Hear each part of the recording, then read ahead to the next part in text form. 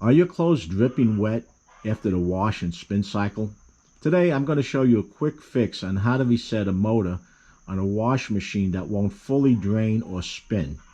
This is a Kenmore 90 series or Series 90 wash machine, and this one agitates and washes the clothes, but it'll get into a spin cycle and then stop. The first thing we have to do is unplug it and wait 2 minutes.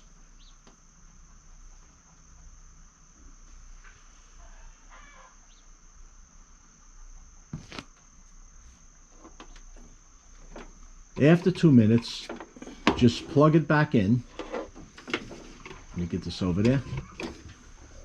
Once it's plugged in, you have 30 seconds to lift this lid and shut it 7 times. You got to make sure it's clicking. That's 7 times. And no, this is not a joke. Okay, once that's done, go right to the spin cycle. Let's see if this is going to work.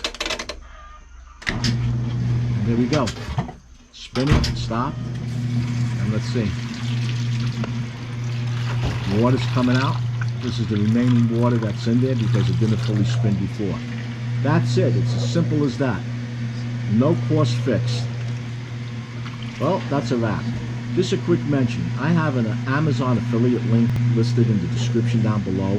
If you need any of the parts that are listed there or anything else, I would appreciate you using that link. No cost to you, and it really helps you with the channel, and I do appreciate it.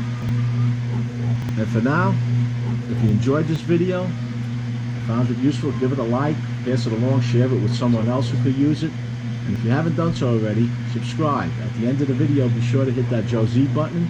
Until next time, stay safe.